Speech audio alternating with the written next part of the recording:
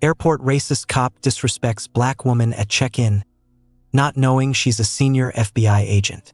In the bustling heart of Hartsfield-Jackson Atlanta International Airport, what starts as a routine travel day quickly transforms into an unforgettable confrontation. Samantha Brown, a composed and sharp-minded black woman, stands at the check-in counter, prepared for a standard flight. Unbeknownst to her, an overly zealous airport officer with a massive ego has his eyes on her. Beneath the harsh fluorescent lights, suspicion morphs into conflict, his probing questions and intense stares laced with racial bias. What he doesn't realize is that Samantha isn't just another passenger. She's a high-ranking FBI agent. What begins as blatant prejudice soon escalates into a defining moment, carrying life-altering repercussions. Samantha Brown woke at dawn to a crisp, cloudless sky, sunlight casting a golden hue over her home. She padded into the kitchen, still in slippers, and switched on the coffee maker. The soft hum of the machine provided a familiar comfort, a sense of calm before the chaos of travel. Despite her years of experience with last-minute flights and high-pressure missions, a part of her always remained on edge before a trip. As an FBI assistant director, Samantha was no stranger to cross-country flights, back-to-back meetings, and the constant weight of national security concerns. Today's trip was for an official FBI conference in Washington, D.C., focused on emerging security threats. Always meticulous in her preparation, she checked her itinerary once more. Flight details, seat assignment, gate number, and her tightly packed schedule for the next 48 hours. Though she disliked the tension of travel, she thrived on the mission. Coordinating law enforcement agencies to counter new threats wasn't just a job. It was her purpose. With careful steps, she closed her suitcase, mindful not to wake her elderly mother, who lived upstairs. Since her father's passing 6 years ago, Samantha had taken on the role of caregiver, welcoming her mother into her home. She often reflected on the values her parents instilled in her: dignity, confidence, and resilience. Those lessons guided her daily, strengthening her resolve in a world that often sought to undermine women like her. The garage door groaned as she backed out in her sleek black sedan. Even as she sipped her warm coffee, her mind drifted to the unpredictable nature of her work. Life could shift in an instant. One moment peaceful, the next thrown into turmoil by a single mistake, a burst of violence, or an act of hatred. But she found solace in her preparedness.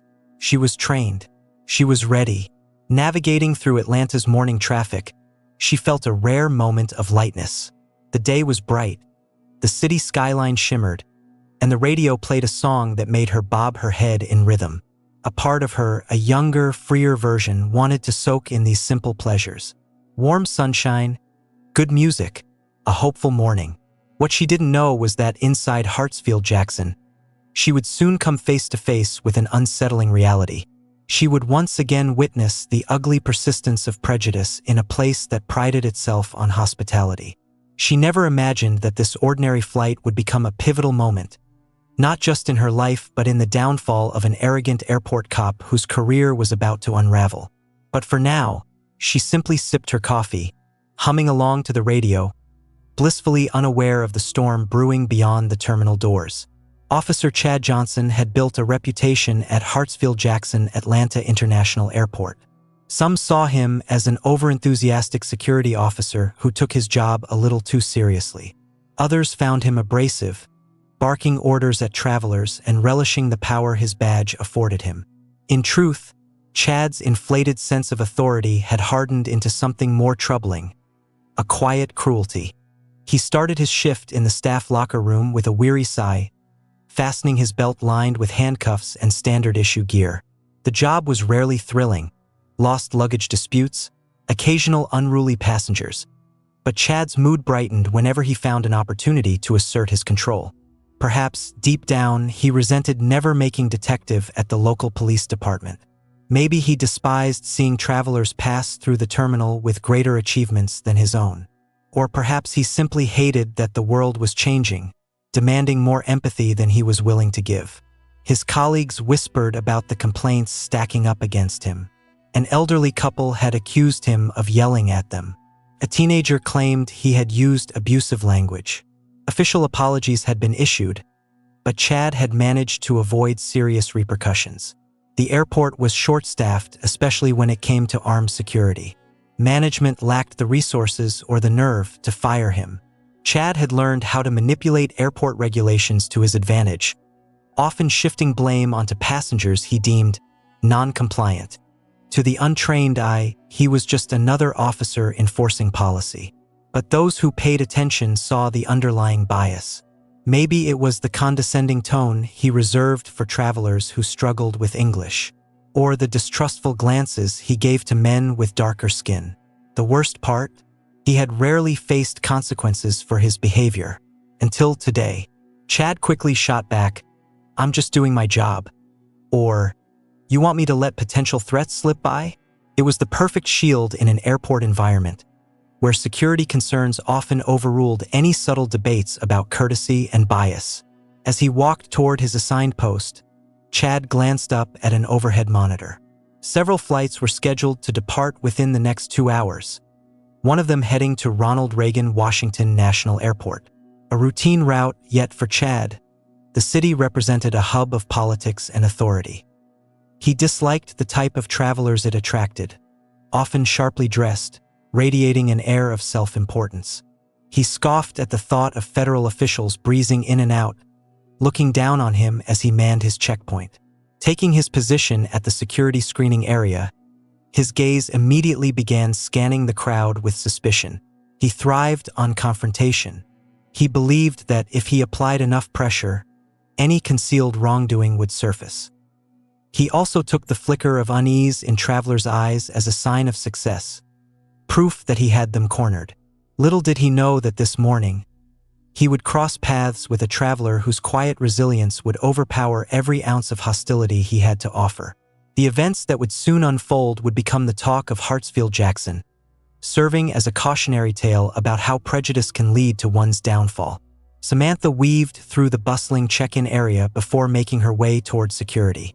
Her rolling suitcase moved smoothly behind her as she approached the checkpoint, where a familiar midweek rush filled the space. Business travelers hurried to catch their early flights, the air thick with the sounds of overhead announcements, shifting luggage, and impatient murmurs.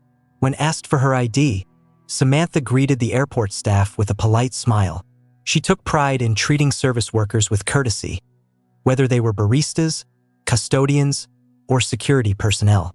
Her upbringing had instilled in her the belief that kindness cost nothing. She stepped up to the conveyor belt, placing her belongings in the plastic bins: laptop, shoes, belt, phone. Carefully, she set her purse in a separate tray, making sure all important documents were secure. Just as she was about to push her bin forward, she felt eyes on her. Looking up, she locked onto Officer Chad Johnson, standing a few feet away with his arms crossed. The moment their gazes met, she detected an instant chill. While other travelers were being processed swiftly, some even receiving polite nods, Chad's scrutiny lingered on her, his expression unreadable but unmistakably rigid. Samantha fought the urge to react. She had encountered her fair share of strict security personnel and knew that some wore serious expressions simply due to the pressures of the job. Giving him the benefit of the doubt, she refocused on her belongings. But the feeling of being watched didn't fade. She glanced sideways and saw Chad stepping closer, his posture exuding suspicion. Finally, he spoke. "Ma'am, is this your bag?" he asked, gesturing toward her carry-on before it had even entered the X-ray machine. "Yes, officer," she replied evenly, maintaining a composed smile. Years of FBI training had taught her the value of remaining calm in tense situations. Chad nodded slowly, his eyes scanning her from head to toe. "And do you have your ID with you?" Samantha raised an eyebrow. Of course she had her ID. She had already shown it at check-in. Still, she retrieved her state-issued driver's license from her purse and handed it over. Chad examined the card, flipping it back and forth between his fingers. "Where are you headed?" "Washington, D.C., she answered. "For work." "For work?" he echoed, as though the very notion was questionable. "What kind of work?" Samantha hesitated, not wanting to disclose her FBI status in such a public setting. "I'm a federal employee," she said simply. Technically true and usually enough to end these types of conversations. Chad let out a faint huff and returned her license. "Step aside after you clear the metal detector, ma'am. I'll need to ask you some additional questions." A flicker of irritation sparked within Samantha. She had done nothing to warrant further questioning, yet she gave a small nod, knowing that resistance would only escalate the situation. Still, warning bells rang in her mind. This wasn't a routine screening. The officer had fixated on her with a predator's focus. She hoped it was just a misunderstanding, but deep down, she knew better. Even as she passed through the metal detector without issue, a sense of unease settled in her stomach. Memories, both recent and distant, surfaced. She was a black woman in America, a high-ranking professional, an FBI agent with an impeccable record. Yet, she was still a black woman who had experienced prejudice firsthand. In her early 20s, she had been pulled over for fitting a description near a department store. Another time, she noticed a security guard trailing her and her mother as they shopped. Racism had never been an abstract concept to her.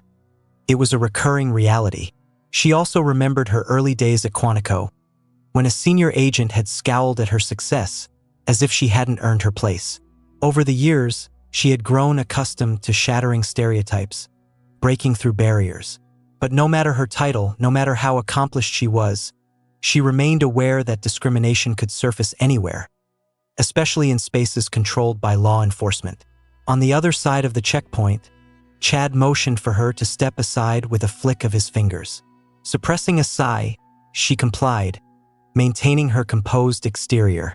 Around her, a few passengers slowed their steps, their gazes darting between her and the officer. Samantha's instincts kicked in. The longer this took, the higher the risk she would miss her flight. "All right, ma'am," Chad said, folding his arms across his chest. "I need to ask you some questions about your travel plans." He gestured toward a small, cordoned-off area near the checkpoint, where a lone metal desk and chair stood waiting. Samantha raised an eyebrow. This was unusual. Secondary screenings typically occurred in more open areas, where additional staff could observe the process. Following him to the desk, she took a seat. "Is there a reason I'm being subjected to further screening, Officer Johnson?" she asked evenly, having quickly noted his name from his badge. Chad pursed his lips. "I ask the questions, ma'am. Now, you said you're traveling to Washington, D.C. for work. Mind telling me exactly what your business is there?" Samantha held his gaze, weighing how much to disclose. Taking a measured breath, she answered, "I have official meetings at the J. Edgar Hoover building." She let that sink in, the headquarters of the FBI. Usually, such a revelation was enough to make an overzealous officer rethink his approach. But Chad's expression only darkened. He seemed more irritated than impressed. She calmly retrieved her official FBI credential case from her purse and placed it on the desk. "I'd like you to take a look at this." Chad picked it up with visible reluctance. Flipping it open, a flicker of uncertainty crossed his face, but he quickly masked it with suspicion. "Anyone can forge an ID," he said flatly. "This doesn't look standard." Samantha inhaled slowly. "That is an official FBI credential. If you'd like to verify it, you can contact the Bureau directly. They'll confirm my name and position." Chad set the credentials down dismissively, as if they were worthless. "We have our own procedures here, Miss Brown. You'll wait while I run a background check. Until then, stay put." Without giving her a chance to respond, he turned on his heel and walked off, presumably to consult another officer or check records. Samantha's jaw tightened. This wasn't routine security, it felt like a deliberate power play. She glanced at the clock on the wall. Her flight would begin boarding in 30 minutes. She reminded herself to stay calm. Anger wouldn't serve her here, but inside, old wounds reopened. She thought of her mother's gentle warnings. "Always stay composed, honey, or they'll twist it against you." She resolved to do just that. But she also bristled with justified defiance. She had done nothing wrong, and she wasn't about to passively accept blatant disrespect. The minutes dragged. Samantha sat alone at the metal desk, the steady hum of passing travelers filling the air. Occasionally, someone would slow down, cast a curious glance in her direction, then move on. She kept her breathing steady, her mind clear. Above all, she worried about missing her flight. The ticking clock seemed almost mocking. At last, Chad returned with a second officer. This one was tall and lanky, his expression weary. "Miss Brown," he said politely, stepping forward. I'm Sergeant David Rollins. "I understand you're traveling to Washington, D.C., and have presented an FBI credential." Samantha nodded, noting the officer's demeanor. He was polite, but something in his posture suggested unease. Either he was lower in rank than Chad or simply trying to de-escalate the situation. Keeping her tone calm and assured, she replied, "Yes, that's correct. I'm an assistant director with the Federal Bureau of Investigation. I'm happy to provide further verification if necessary." Chad crossed his arms, tapping his foot impatiently. Rollins shot him a quick glance before leaning in slightly. "We ran your name in the system. We see that you're with the Bureau, but Officer Johnson believes the credentials look questionable." He hesitated. "These aren't standard procedures for us, Miss Brown, but if you could be patient." Samantha stood abruptly. She had had enough of the veiled intimidation. "Sergeant Rollins, I appreciate caution," she said firmly, "but you've already verified my identity. If you checked properly, you'll see I have no criminal history. My position is well documented, and I'm en route to a federal conference." She locked eyes with Chad. "If you suspect forgery or misconduct, let's contact the FBI's Office of Professional Responsibility directly. I can even make the call for you. Otherwise, I expect to be allowed to proceed to my gate." A small group of onlookers had begun to gather beyond the checkpoint, murmuring among themselves. The tension in the air was palpable. Chad's expression hardened, his hostility barely concealed. It was clear that Samantha's composure only fueled his indignation. Sergeant Rollins shifted uncomfortably. Chad, however, remained rigid. "We can't just let people claiming to be FBI waltz through, can we?" he said coldly. "People can buy fake badges online for all we know." Samantha felt a surge of frustration but forced it down. Losing her temper would only play into Chad's hands. In a steady voice, she replied, "Then let's follow protocol, Officer Johnson. Verify my credentials properly and without delay. You have my full cooperation, but I insist that we handle this swiftly." Chad held her gaze for a moment, then gave a sharp nod to Rollins. "Fine. Let's do it," he said dismissively. "We'll see if she is who she says she is." And with that, Samantha braced herself, striving to remain composed, though indignation churned within her. If this was some kind of power play, she was determined not to let Chad succeed. Something told her this confrontation was far from over and could escalate beyond what anyone in the terminal anticipated. As Chad marched off toward a secure office to make his calls, Sergeant Rollins subtly gestured for Samantha to stay calm. The onlookers gradually dispersed, returning to their lines or hurrying toward their gates. Samantha exhaled heavily, rubbing her temples. The flight time was approaching fast, and the mounting stress gnawed at her. She considered calling her supervisor at the FBI or even a contact at the TSA, but she hesitated. She didn't want it to appear as though she was pulling strings. Instead, she wanted standard procedure to work as intended, proving that she had nothing to hide. Sergeant Rollins offered a small, apologetic smile. "I'm sorry for the inconvenience," he said quietly, his tone subdued. "Officer Johnson is thorough." Samantha caught the hesitation in his voice. Thorough was not the word she would have chosen, but she merely gave a polite nod. "Sergeant, do you have any estimate on how long this will take? My flight is boarding soon." Rollins shifted uncomfortably. "I can't say for sure. It depends on how quickly we can reach the right contacts. I'll do what I can to move things along." He hesitated before adding, "We appreciate your cooperation." Samantha could tell he was in a difficult position, deciding not to direct her frustration at him, especially since he seemed genuinely uneasy. She simply said, Thank you.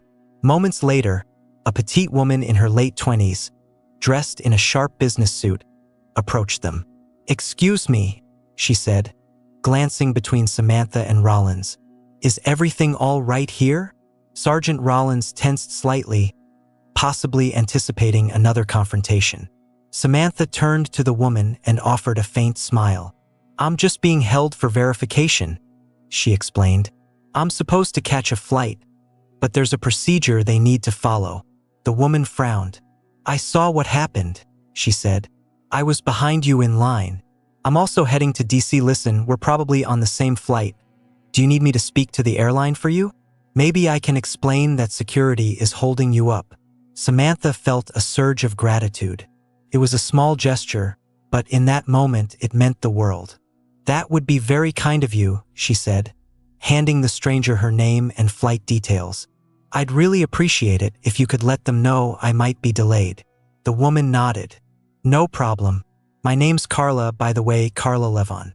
I'm traveling for a healthcare conference." She glanced at Sergeant Rollins. "I hope this gets sorted out soon." With that, she hurried off, weaving through the crowd.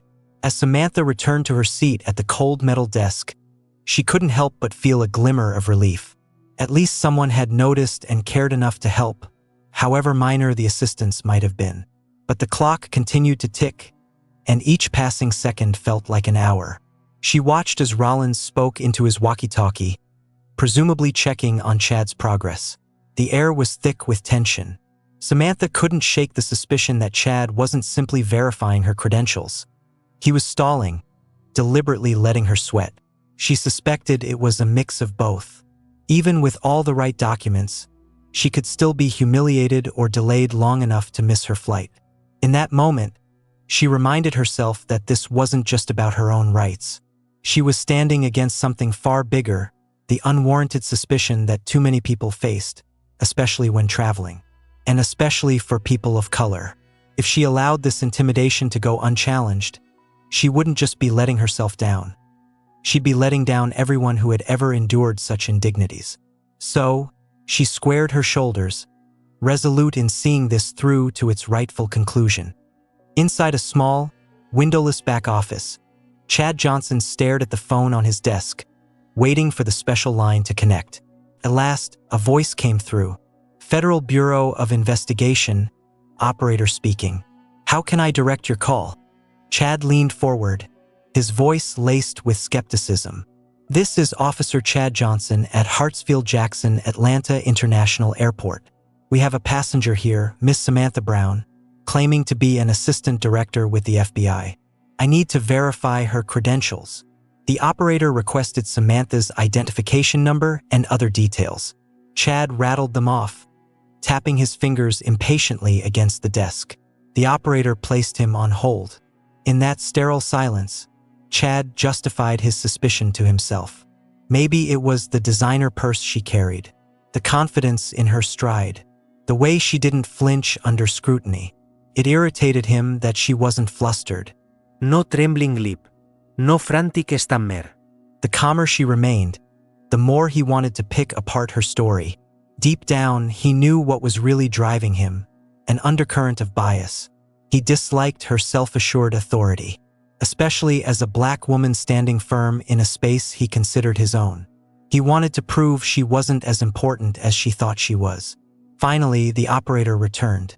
"We've confirmed that Miss Samantha Brown is indeed an active assistant director of the FBI, with no security flags. I'd appreciate any courtesy you can extend, so she may continue her official duties." Chad swallowed hard, an uneasy heat creeping into his chest. He didn't respond immediately, letting the words settle in. Then, his voice tight, he muttered a curt, "Thank you," and with that, he hung up. The room felt stifling. The fact that Samantha's credentials had checked out gnawed at Chad. He had been hoping for a different outcome, something that would justify his suspicions. Instead, he had confirmed that she was exactly who she claimed to be. Frustration boiled within him as he stood up and slammed a file drawer shut. His thoughts churned. A part of him considered letting her go and swallowing the embarrassment. But another part, a darker sense of pride, urged him to keep pressing, to find something, anything, that might justify detaining her further. He was used to winning these encounters. With that cold logic, Chad set his jaw. He decided he would put her through one final round of questioning. In his mind, no one should be exempt from scrutiny, not even the FBI. Returning to the security area, he found Samantha exactly where he had left her. Calm, yet visibly impatient. Travelers bustled around them, oblivious to the tension thickening in the air. Sergeant Rollins shot Chad a questioning look, but Chad barely acknowledged him. "Well," Chad said, nodding stiffly, "we've confirmed your status with the FBI. However, there are still a few final protocols. I'll need you to answer some additional questions about the nature of your travel." His voice was clipped, mechanical, refusing to admit defeat. Samantha's eyes widened slightly, more in disbelief than anger. "Officer Johnson, I have provided all necessary details. I've shown you my identification. You've verified my credentials with the Bureau. My flight is boarding." "It's standard procedure," Chad said coolly, ignoring the flicker of confusion on Sergeant Rollins' face. "If you were in such a hurry, you should have allowed more time for security." Samantha felt the tension in her shoulders spike, but she maintained her composure. Internally, however, her patience was wearing thin. She knew this had long since ceased to be about security and had entered the realm of personal vendetta. She cast a glance at Sergeant Rollins, silently hoping he might intervene, but he simply stared at the floor, clearly torn. Then, a voice rang out behind them. "Is there a problem?" Carla Levon, the helpful fellow traveler, had returned, this time with a gate agent in tow. The middle-aged man wore a name tag that read Delta Airlines Greg Mills. The agent surveyed the situation quickly. "This passenger is at risk of missing her flight. Is there a security holdup?" Relief washed over Samantha as Carla and the agent stepped in. The shift in power was immediate. Now, Chad would either have to publicly justify holding her longer or let her go. With a glare, Chad muttered, "We're just wrapping up, sir. We have protocols to follow." Greg Mills gestured toward Samantha's boarding pass. "We have a full flight, and the boarding door is closing in minutes. If everything checks out, we'd like to get her on board." A tense silence followed. Samantha half expected Chad to escalate the confrontation, but the presence of the airline agent and the indisputable confirmation of her credentials forced his hand. Letting out a grudging grunt, he waved dismissively. "Fine," he said coldly. "You're clear to go, Miss Brown." There was no apology, no acknowledgement of the unnecessary trouble. Samantha held his gaze for a moment, debating whether to say more. But time was critical, and her flight was on the verge of departure. She gathered her belongings and gave him a controlled nod. "I'll remember this, Officer Johnson," she said quietly, her voice carrying a pointed promise. Then, without another word, she turned and walked away, her heart pounding. For the first time, Chad felt a faint pang of unease. He had no idea just how significant that warning was, not yet. His day was about to unravel in ways he never anticipated. He had messed with the wrong woman. Samantha hurried through the terminal, accepting her boarding pass from Greg Mills with gratitude and thanking Carla once again for her kindness. By the time she stepped onto the plane, the final boarding call was already being announced. She slipped into her seat, stowing her carry-on in the overhead compartment. Her breath came slightly quicker than usual, the adrenaline from the confrontation still coursing through her veins. As the plane taxied down the runway, she closed her eyes momentarily, feeling the tension coiled in her muscles. Relaxing wasn't easy. Her mind replayed the incident, Chad's sneer, his dismissive tone, his outright refusal to accept her valid credentials. She had been singled out, and it had nothing to do with legitimate security concerns. The FBI's confirmation should have ended the situation immediately. Instead, he had made it personal. A few rows ahead, Carla turned in her seat and gave Samantha a friendly wave. Samantha returned the gesture with a small smile. It was a rare comfort to have found an ally in the chaos. Outside the window, Atlanta's skyline shrank as the plane climbed into the sky. Samantha leaned back, forcing her thoughts onto the upcoming conference. She had important meetings in DC, team briefings, strategic sessions with department heads, an initiative to improve interagency data sharing. Normally, these responsibilities energized her, but now, a lingering weight settled over her, the unmistakable residue of what had just happened. Officer Johnson's abuse of power and thinly veiled racism had stirred old wounds, ones she had spent years working to heal. Her phone buzzed just as the plane reached cruising altitude. Switching it to airplane Wi-Fi, she glanced at the screen. A message from Special Agent Monica Hall flashed across it. Just got a weird call from someone in airport security verifying your ID. Everything okay? Samantha rolled her eyes, recalling Chad's phone call. She quickly typed back a summary of what had happened. Within moments, Monica replied, "That's outrageous. You should file a formal complaint. Let me know if you need me as a witness or anything." Samantha felt a spark of reassurance. She would likely escalate the matter, but only after fulfilling her immediate duties in DC. For the rest of the flight, she focused on drafting an email to the airport's internal affairs department.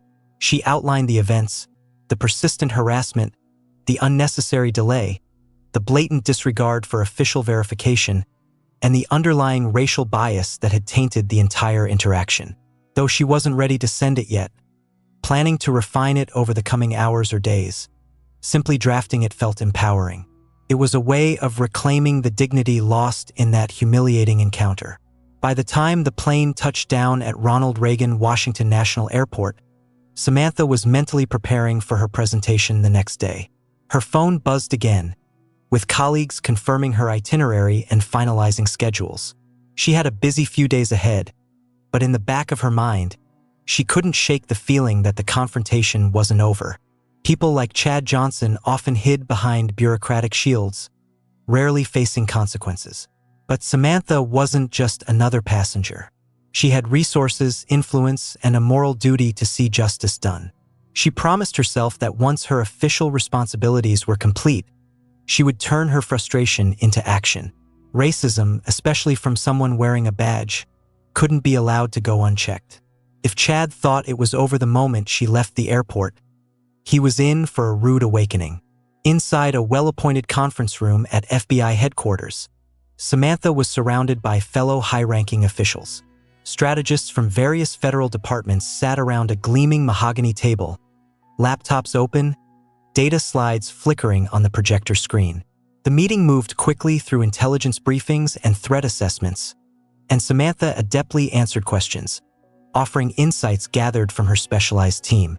Yet, as she delivered her report, part of her mind kept drifting back to the incident at the airport. When the meeting finally adjourned, her direct superior, Deputy Director James Walton, motioned for her to join him in his office. She followed him down a pristine hallway adorned with historical FBI memorabilia, photographs of major cases solved, memorial plaques for fallen agents. Deputy Director Walton's office mirrored his meticulous nature. Well-organized files, neatly arranged books, and the quiet hum of a coffee machine in the corner. After closing the door behind them, Walton gestured to a chair. "I heard about your run-in at Hartsfield-Jackson," he said, his tone measured. "Agent Hall gave me a quick rundown." He paused. "You handling it okay?" Samantha sighed, sitting on the edge of the chair. "I'm mostly fine. It's not my first experience with an officer abusing their power, but it's the worst in a while. I'm drafting a formal complaint. This can't be allowed to slide." Walton nodded in agreement. "I agree. We can't let that kind of misconduct go unchecked. Do you have everything you need? Witness statements? Any supporting evidence?" She thought about Carla, the airline agent Greg Mills, and Sergeant Rollins, each of whom had witnessed parts of the altercation. "I think so. I'll gather more details. I don't want to escalate it prematurely, but I do want to see accountability. This officer abused his authority. He specifically targeted me in a way that suggests racial bias." Walton leaned back in his chair. "We have internal channels to address these matters. Plus, we have professional liaisons with TSA and other airport security divisions. I can help facilitate if you decide to file, but it has to come from you."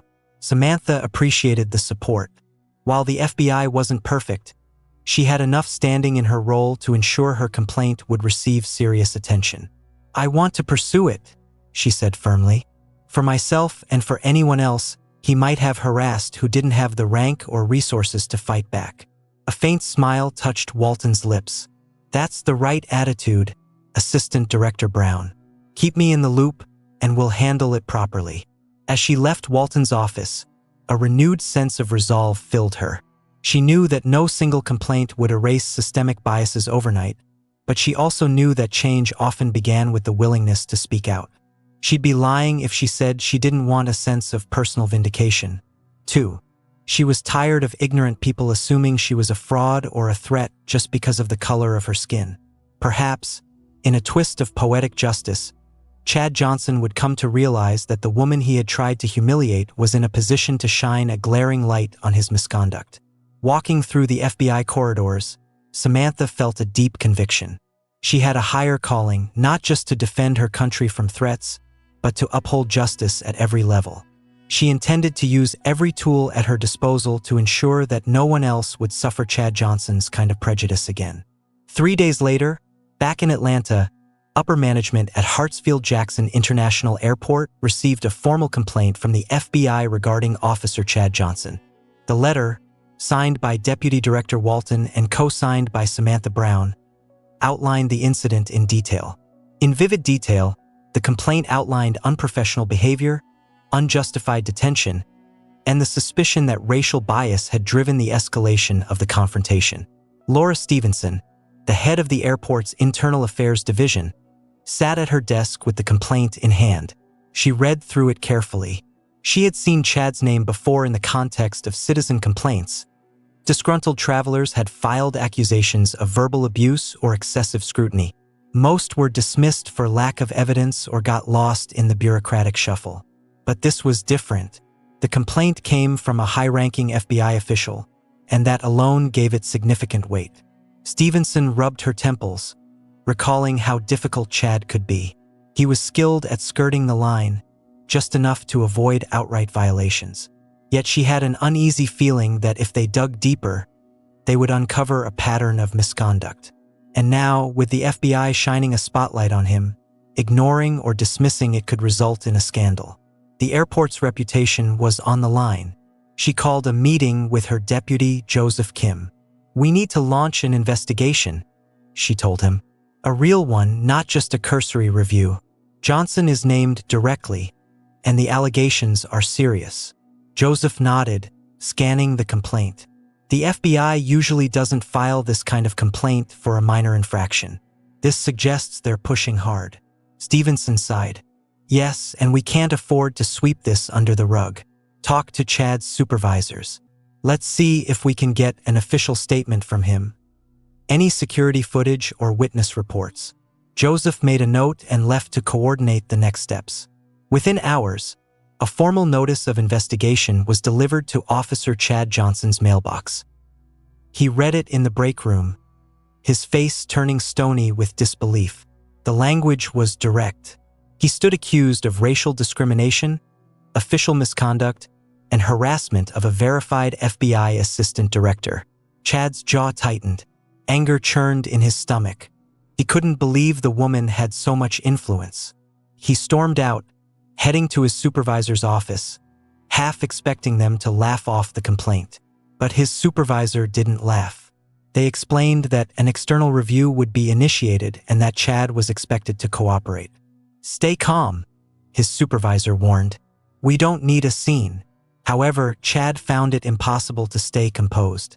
He muttered curses under his breath, slamming the office door behind him. Anger and panic battled within him. He had dealt with complaints before, but never from someone with the authority to trigger a full investigation. He seethed at the thought that Samantha Brown, a woman he still saw as beneath him, had the power to jeopardize his career. Yet, there was also a tinge of fear. What if they uncovered more from his past? What if he had to face real consequences this time? The investigation was underway, and for the first time in his career, Chad realized he was truly in danger. Over the next few weeks, Hartsfield-Jackson's internal affairs team worked tirelessly. Staffers combed through security logs, retrieving footage from the day of Samantha Brown's confrontation with Chad. They interviewed Sergeant Rollins, Carla Levin, and the airline agent Greg Mills. Each witness recounted Samantha's composed behavior and Chad's aggressive stance, detailing how he ignored standard procedures even after verifying her status as an FBI official. As the pieces of the puzzle fell into place, a disturbing pattern began to emerge. Records revealed that Chad had disproportionately flagged minority travelers for secondary screenings. Written complaints from individuals described interactions eerily similar to Samantha's.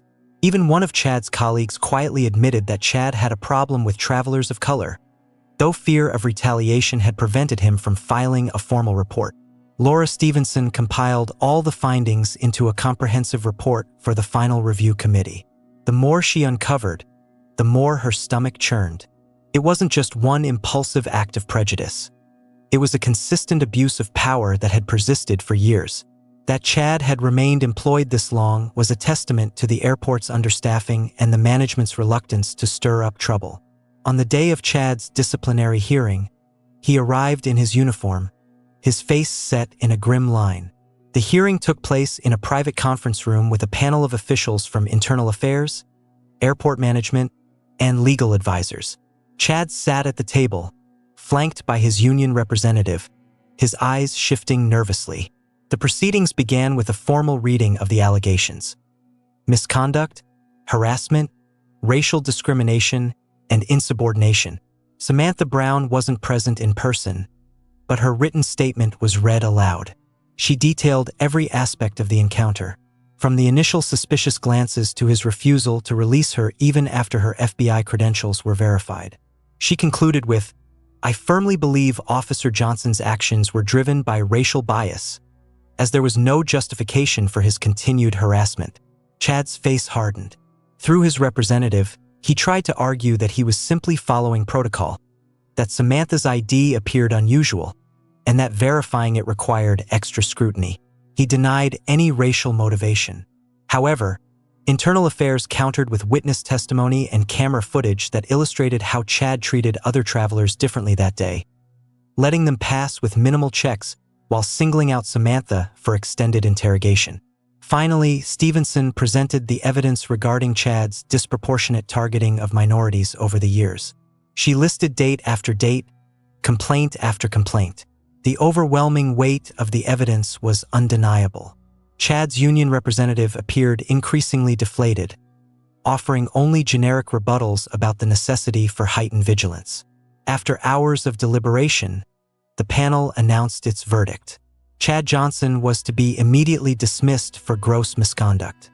The panel also recommended that the district attorney review the findings for potential civil rights violations. The once arrogant officer slumped in his chair, his face drained of color. He tried to protest, but security escorted him out. His badge was confiscated, and he was told not to return to the airport. The day ended with a somber press release from Hartsfield-Jackson confirming the termination of an officer due to misconduct. Inside the airport's corridors, staff exchanged hushed whispers. Some felt relief, believing that justice had been served, while others were anxious about the fallout. But one sentiment was clear. Chad Johnson's downfall had been swift and severe, sending a strong message that prejudice in a uniform could no longer be overlooked. In the weeks following Chad's dismissal, news spread quickly through local law enforcement circles. Some officers who had been close to Chad severed ties, not wanting to be associated with the scandal. Others expressed shock. Chad had long been known for his abrasive style, but few had expected such a dramatic and highly publicized downfall. The local media, eager for a story, latched onto headlines like, "Airport cop fired for racial profiling of FBI official." That phrase alone carried powerful imagery, sparking debates on news channels and social media. Chad found himself virtually unemployable. Every background check revealed his dismissal for misconduct, specifically discriminatory practices. Doors slammed shut. Interviews vanished. Even friends who had once admired his toughness began to distance themselves. He retreated into his modest apartment, blinds drawn, as if hiding from the world. Samantha's days resumed their usual intensity at the Bureau. She led new collaborative efforts between different intelligence agencies, tackling everything from cyber threats to organized crime. Yet, every so often, she received an email or phone call from someone who had heard the story. People she had never met thanked her, often in emotional terms. One was a single mother from Chicago who had been wrongly singled out in an airport security line. Another was a college student from Georgia who shared her fear when an officer singled her out because she wore a hoodie. These stories reminded Samantha that her complaint had tapped into a broader issue: the silent endurance of discrimination that many travelers faced but rarely had the resources to challenge. In the midst of this, a quiet transformation took place at Hartsfield-Jackson. Internal Affairs, driven by the FBI's scrutiny, instituted new guidelines on how security officers should be trained in bias recognition and de-escalation techniques. Officers underwent refresher courses, including role-playing scenarios to understand how their tone, stance, and language could intimidate travelers. Supervisors were instructed to monitor disproportionate targeting more closely, with logs requiring justification for every secondary inspection. Laura Stevenson led the initiative with renewed determination. She recognized that the airport owed its travelers a safe and respectful environment. She also understood that Chad's case was symptomatic of a deeper issue, one that required systemic change. Data became crucial. They started collecting statistical records on stops and searches, looking for patterns. In an effort at transparency, these reports were shared with a civilian oversight committee. If any demographic group was disproportionately stopped without legitimate cause, it would trigger an internal review. Sergeant Rollins found himself unexpectedly at the center of this shift. His willingness to answer questions truthfully during the investigation had painted him as someone willing to challenge the status quo. As a result, Stevenson called him into her office. "We're looking for a liaison who can bridge the gap between frontline security officers and management," she told him. "We need people who won't let questionable behavior slide under the radar." Rollins, originally a man of few words, discovered a sense of purpose in ensuring the airport environment improved. He accepted the liaison role, attending diversity and bias training alongside new hires. He felt relief knowing that Chad's type of bullying would no longer be tolerated. Rollins found it ironic that he had once envied Chad's boldness. Now, he was grateful that clear lines had been drawn. Boldness without accountability was just abuse. Meanwhile, Carla Lavin, the helpful passenger, found that her simple act of kindness had blossomed into an ongoing friendship with Samantha. It began with a simple email: "Hope you got to DC okay and that everything worked out with that officer." They exchanged stories of their respective conferences, discovering common ground in their passion for justice: Carla in healthcare access, Samantha in law enforcement. A few weeks later, Carla invited Samantha to speak at a small women's leadership forum. Samantha graciously accepted, sharing her experience of rising through the ranks at the FBI and her thoughts on confronting prejudice head-on. The audience, mostly young professionals, listened intently as she recounted the day at Hartsfield-Jackson. One of the attendees asked, "Don't you worry about blowback when speaking up?" Samantha answered with conviction, "Silence has its own blowback. If we don't speak, we allow injustice to breathe. We need to break the cycle." The story even reached a classroom of aspiring law students at Emory University in Atlanta. Their professor, citing the case as a real-life example, assigned an essay question: "Analyze the ethical and legal consequences of Officer Chad Johnson's actions and discuss how institutional policies can prevent such incidents." Samantha was invited to join a panel discussion with the students. She welcomed the opportunity, hoping that the next generation of legal minds would foster a deep respect for equality under the law. The panel session was lively. Students asked, could the FBI have pressed charges? Was Chad's termination too severe or not severe enough? Samantha explained that a departmental firing was only one aspect of the situation. Civil or criminal charges for discrimination required a separate legal standard to prove a violation of civil rights. While the district attorney's review was ongoing, Samantha emphasized that the key takeaway was that strong policies and oversight were essential to prevent bias from transforming into institutional harm. Behind the scenes, Chad grappled with the consequences of his downfall. A letter arrived from the district attorney's office, indicating they were investigating a potential pattern of civil rights violations. Chad's attorney advised him to consider a plea deal if charges were filed. Shaken and resentful, Chad tried to form a defense. He insisted that he wasn't racist and that everyone else had overreacted. He never apologized and never understood the broader impact of his actions on innocent travelers. His once proud posture drooped under the stress. Former friends who still spoke to him encouraged him to own up to his mistakes and apologize, but pride held him back. Eventually, the civil rights investigation concluded that while Chad's behavior was systematically biased, proving criminal intent in court would be difficult. However, the district attorney filed a civil lawsuit against Chad and the airport. While the airport, protected by official immunities, settled out of court, Chad found himself personally liable for some of the damages. It was a blow that hit him financially, sealing his karmic fate. He lost his house and was forced to move into a modest apartment in a more affordable area. He became bitter, blaming Samantha Brown for what he called his ruined life. Those words stayed with Samantha. She recognized the truth: the problem was bigger than Chad or any single airport. The same biases could take root in any institution where power met prejudice. But shining a light on injustice forced accountability. Even the faintest glimmer of light could guide those in darkness toward change. In the months that followed, Samantha's email inbox filled with invitations to speak on panels about racial profiling and law enforcement reform. She accepted some and politely declined others, mindful of her time and well-being.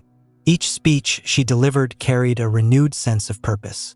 She wove her personal story into discussions about how an ordinary trip at the airport could become a flashpoint for broader conversations on dignity, law, and race in America. Gradually, the media's attention faded, replaced by fresher headlines. People at the airport no longer spoke of Chad Johnson by name. Instead, they repeated the lessons learned from the debacle. Do your job, but do it right. Treat travelers as people, not targets. The policy changes at Hartsfield-Jackson became a model for other airports facing similar concerns, showcasing how a high-profile complaint could lead to tangible reforms.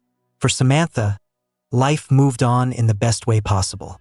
She continued to rise within the Bureau, always championing diversity and justice within its ranks. She trained new agents, emphasizing empathy as a crucial investigative tool. She found that the more she shared her experiences, both the successes and the struggles, the stronger the next generation of law enforcement became. In quiet moments, she took comfort in knowing that her seemingly small decision to stand up for herself at the airport had rippled out to protect many others. In time, people might forget the details of that day at the check-in counter, the heated stares, the refusal to let her pass, the phone call verifying her FBI status. But they would remember the principle.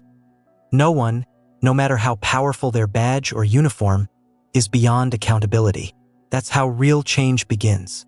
We hope Samantha's story reminds us all that integrity and courage can make a world of difference, even in the face of blatant discrimination.